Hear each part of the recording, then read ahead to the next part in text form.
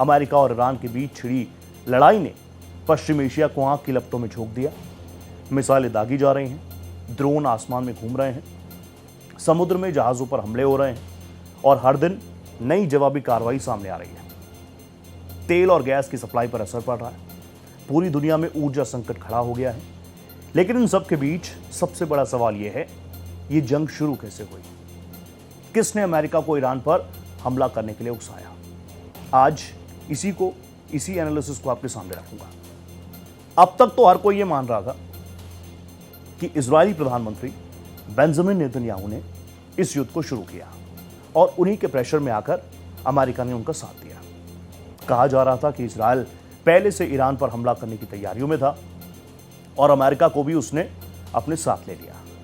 लेकिन अब अमेरिकी राष्ट्रपति डोनाल्ड ट्रंप खुद एक बड़ा खुलासा करते हैं। डोनाल्ड ट्रंप ने कहा कि यह फैसला उन्होंने इजरायल के प्रेशर में नहीं, बल्कि अपने रक्षा मंत्री, अपने डिफेंस मिनिस्टर पीट हेग्सेथ की सलाह पर लिया। यानी इस जंग का असली मास्टरमाइंड कोई और नहीं, अमेरिका के रक्षा मंत्री पीट हेग्सेथ है।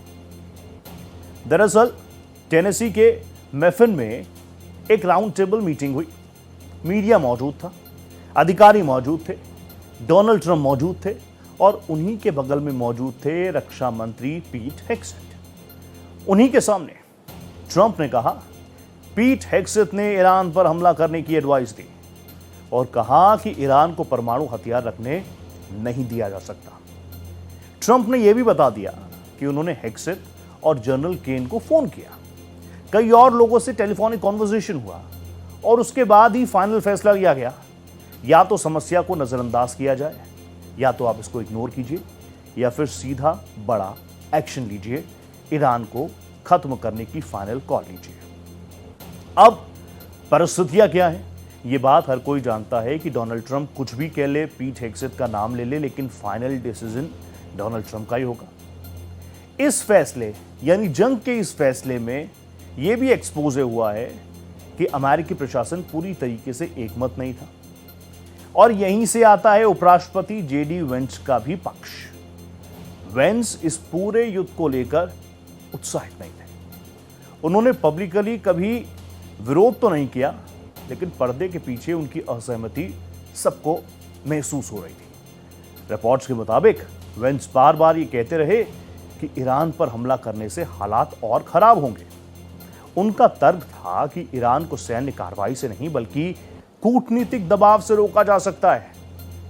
अब जेडी वेंस की राय क्या थी, वो भी डिटेल से तो मैं आपको बता ही रहा हूं। उपराष्ट्रपति जेडी वेंस ये भी मानते हैं कि ईरान पर हमला करने से अमेरिका को दोहरी मार पड़ी। एक तरफ पावर क्राइसिस यानी ऊर्जा संकट, दूसरी तरफ अमेरिका को लंबे समय तक युद्ध में फंसना पड़ेगा।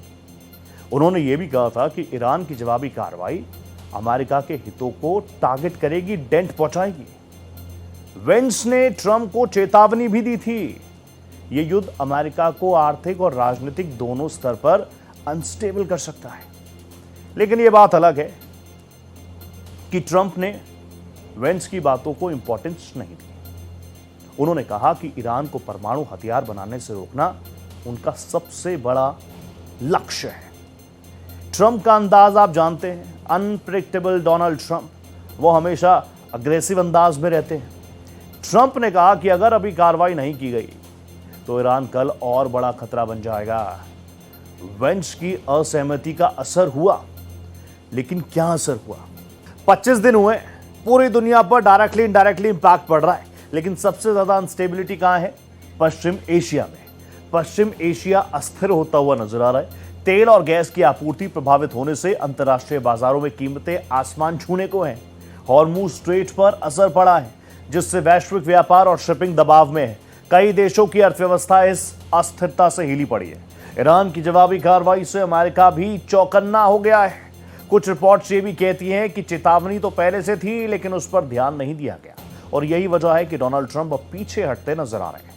इस बीच ट्रंप ने दावा किया कि उनके दामाद जेरेड कुशनर और दूत स्टीव विटकॉफ ईरान के नेताओं के संग संवाद कर रहे हैं। हालांकि ईरान ने ऐसी किसी भी बातचीत से इनकार कर दिया है। ट्रंप ने पहले ईरान को सोमवार तक का समय दिया था, अब इसे 5 दिन और बढ़ा दिया है। यानी ट्रंप युद्ध के बीच भी डील करने की कोशिशों में है, लेकिन समाधान अभी दूर नजर आता है। ट्रंप ने जिस तरह से अपने रक्षा मंत्री पर जिम्मेदारी डाल दी, उससे अमेरिकी राजनीति में भूचाल भी आ चुका है। आलोचकों का कहना है कि इतनी बड़ी सैन्य कार्रवाई का फैसला व्यापक सहमति से होना चाहिए था, तो वहीं समर्थकों का मानना है कि ईरान को रोकना जरूरी था। लेकिन असली सवाल यही कि क्या यह जंग अमेरिका की सुरक्षा को मजबूत करेगी या फिर दुनिया को और ज्यादा अनस्टेबल कर देगी? ये एक बड़ा सवाल है, ज्वलन सवाल है, जिस पर हमारी नजर लगातार बरकरार रहेगी। इस वक्त वेस्ट एशिया हिला पड़ा है। आप देखिए, गल्फ कंट्रीज के साथ भी लगातार ईरान की टकराहट की तस्वीरें आ रही हैं और वहां से भी कहा जा रहा है कि अब बहुत हुआ, बहुत हुआ, बहुत हुआ। Don't test our patience. अब हम भी मिसाइलों का जवाब मिसाइल से देंगे। लेकिन उम्मीद की जा रही है कि जो 5 दिनों का छोटा मिनी सीज फायर दिया है ट्रंप ने, उससे कुछ पॉजिटिव निकल कर आए।